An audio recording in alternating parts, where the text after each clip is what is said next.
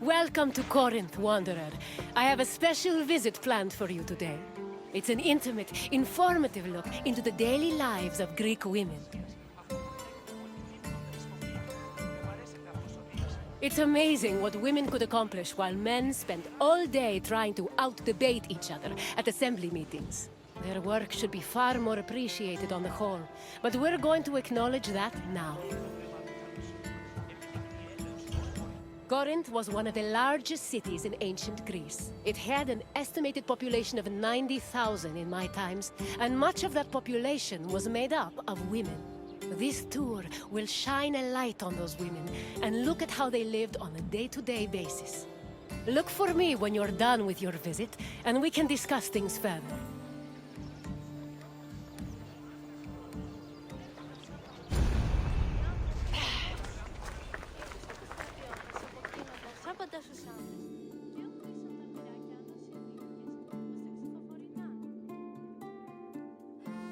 Young girls growing up in ancient Greek cities were usually raised by a nurse. They mostly stayed in the women's quarters of the house, the gunaikon, where they spent their time spinning threads and weaving. While there is not much historical evidence of young girls at play, especially compared to boys, it was still known to happen. For example, an ancient terracotta group depicts two girls playing ephedrismos. This was a competition to see who could strike an upright rock from afar using a pebble or ball. The game's loser had to close their eyes and carry the victor until they managed to touch the same rock with their hands.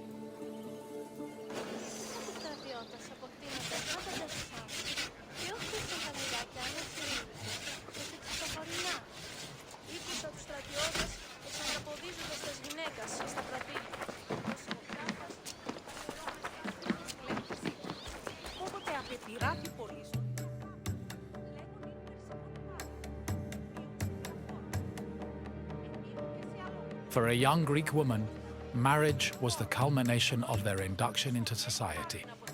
The average life expectancy for women was about 40 years, so most marriages took place when the bride was 14 or 15 years old. The marriage did not require her consent either. Instead, she was passed on from the protection of her father to that of her husband. Married women were not technically citizens at the time and lacked the rights that came with official citizenship. However, they did receive a dowry that only they were allowed to spend, but in the event of a failed marriage, the dowry was returned to the bride's father. After the marriage was consummated, the woman's status changed from being a maiden to a bride. She remained a bride until the birth of her first child, wherein she officially became a woman.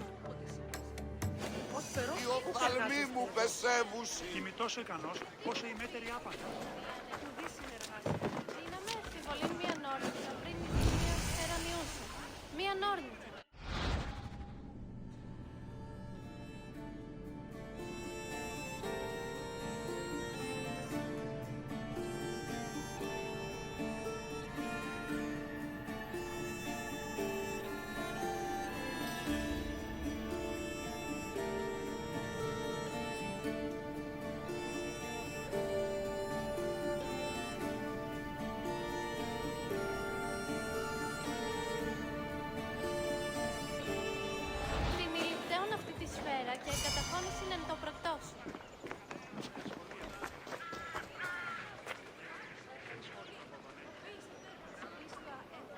Ο εμός πατήρηγορος έχει ως περιστέρι.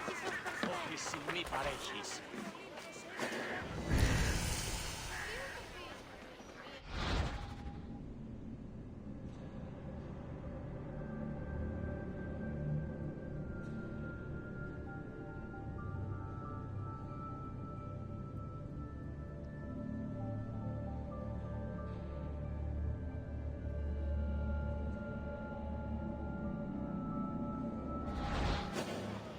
Ας πράξεις σου έγνωνη. Την ηλιπτέων αυτή τη σφαίρα και καταχώρηση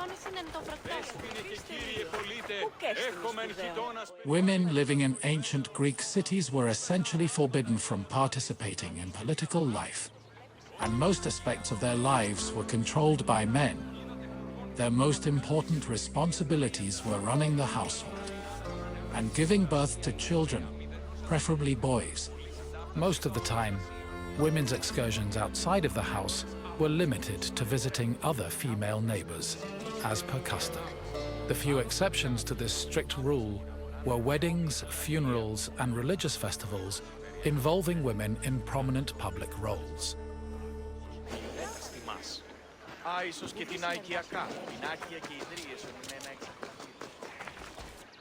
Making textiles was the main occupation of most Greek women. It was a woman's responsibility to manufacture clothing for each of her family members, as well as to weave other household textiles.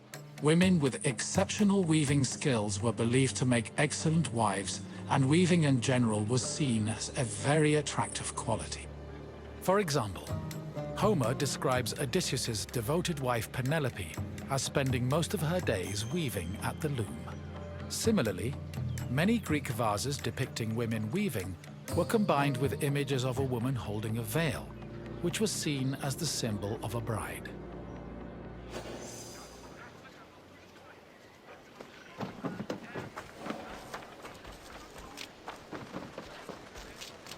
Ancient Greek women cooked in their house's kitchen area.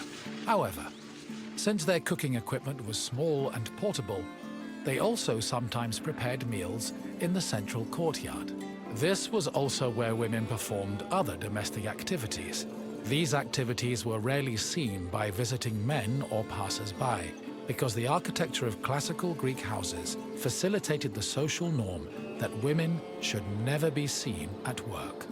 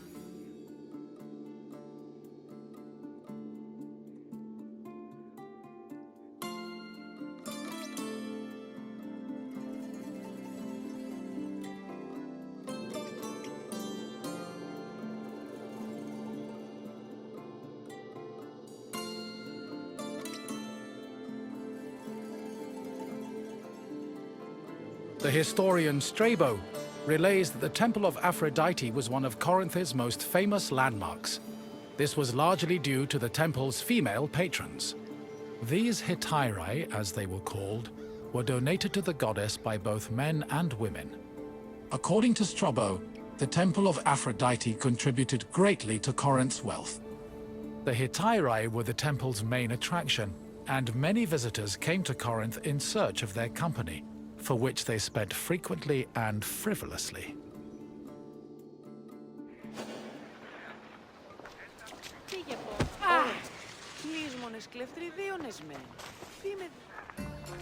Hello again, Wanderer. I hope your visit was an interesting one. Greek women lived very restricted lives compared to men, but throughout it all, they held on to their strength and dignity. Is there anything else you'd like to do?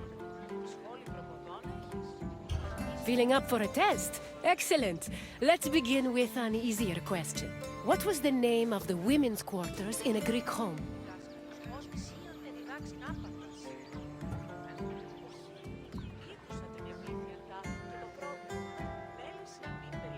The Iraeon was a temple dedicated to the goddess Hera.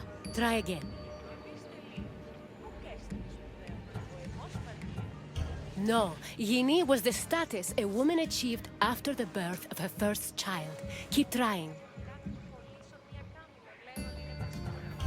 Correct. The Gynekon was where young girls spent their days weaving and spinning threads. On to the next question. The Corinthian temple said to employ the Hetera was dedicated to which god? Correct. Aphrodite was the goddess of love and passion, so it's only fitting her temple served such an amorous purpose. We're almost done. Just one more question. What was the name of Odysseus' wife?